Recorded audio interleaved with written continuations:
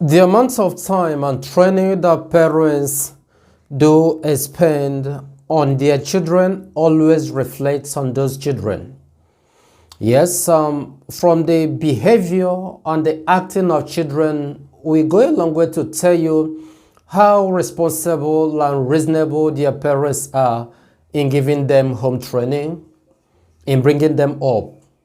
Well, some of you that might not understand Igbo language, what this video is all about is that these three children, let's say two of them who are 13 and 14 years, what they are doing right now is going to befriend Hausa boys, Hausa men. Now, of course, they say that one of them is married. One of the Hausa men they are going to sleep with is married. Underage children of 13 and 14 years. This is what they are doing. Going and making out with Hausa people. Well, that's why I told you that it's not just about what these children is doing. Although there are some children that no matter how well the parents try to bring them up in a very responsible way, they will still end up bringing out their own core characters and behavior. But the fact is, if the parents do a great job by training them up in a responsible way, it will be difficult for a child that's received home training at this age of 13 years to be going out to meet Hausa people, making out with them. At this age, 13 years, some of them at this age might just have been finishing their primary school. At 13 years, at 14 years, some are still in primary school. At 12 years, some have finished. It depends on how the pace some of them graduated. But look at what is going on here. Children. And they are proud saying that they are going and making out with them. Some people are asking question, whom is to be blamed? To me, particularly, it should be the parents. But of course, I do not know if they do have parents. But from their accent, it seems that they are from Anambra or Enugu states. That's what I don't know. If they are with their parents, because the interview didn't go that way to ask them how about their parents. But it's an abomination. It's appalling at this age. Children of 13 years, 14 years, having that boldness, saying yes, that they are meeting their Hausa boyfriend, that they always go there to make out with them. And tomorrow, what would they turn around to be? With this thing we are seeing now, with this situation they found themselves, will these children grow up to be responsible adults tomorrow, since they have chosen this lane? Some people have commented and said that the Hausa people has to be arrested. Well, you've forgotten that this is the zoo. In their own area, in their own culture, some of Hausa girls at the age of 12 and 13, they get married. Some of the alhajis, some of the politicians, the senators, the ministers will go and marry some people who are the age of 13 years, 12 years. Hausa, that's what's obtainable there. And you've not talked about the level of defilement that is going on in Hausa. The same thing happens with the Fulanis. That is what they believe. Also, talking about arrest, yes, it works against the law of the country, of course. But in Nigeria, judiciary is gone. Laws are not being guided, are not being protected, are not being implemented. If a senator in Nigeria who is in charge of making laws we go against the law they make, and to marry a girl of 12 years and 13 years, and the judiciary is still there, they will be hailing him, they will not say anything, then what else are you going to say? Because to them, that is what they believe. And gradually, this pattern of life is now encroaching and creeping into our own culture. That is why we continue saying this mixture of culture doesn't really make sense at any point.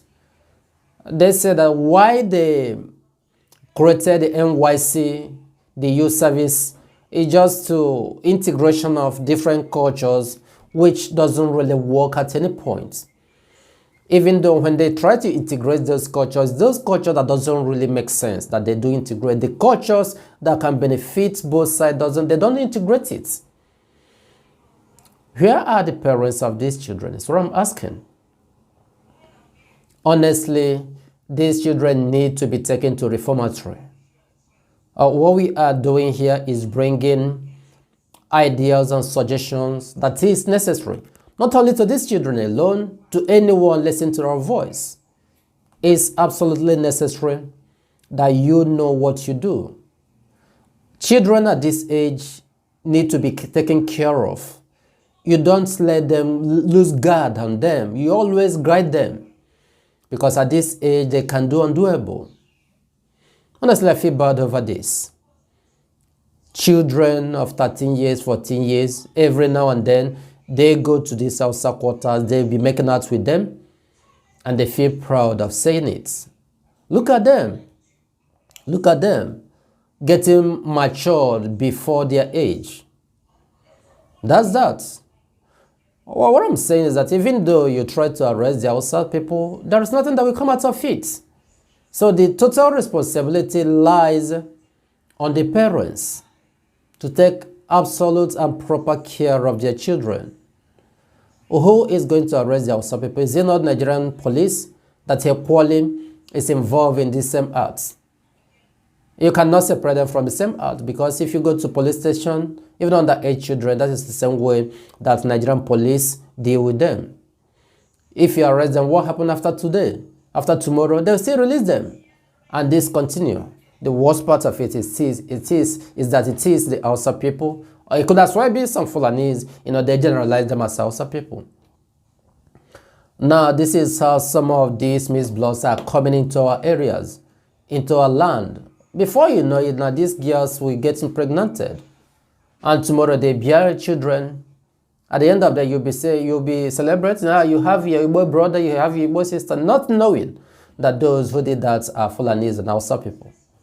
Where do we go from here? Where exactly do we go from here? Parents, always be vigilant. Take full responsibility of being a parent.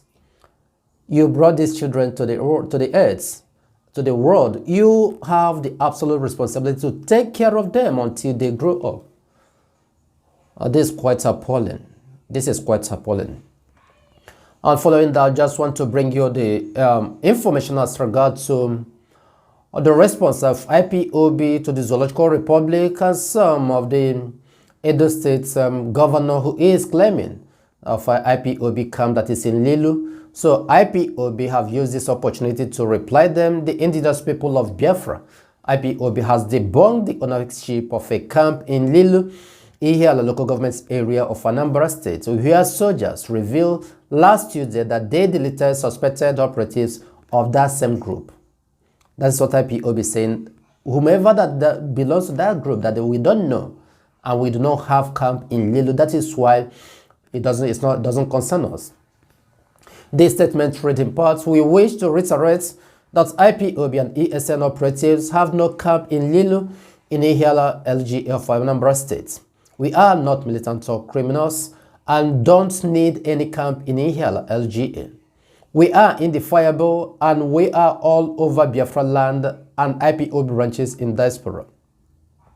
Nigerian security agencies are using the hatred they have for the people of Biafra, particularly IPOB and ESM members, to unleash some cruelties on the people living in these communities where they suspect that criminals are taking refuge.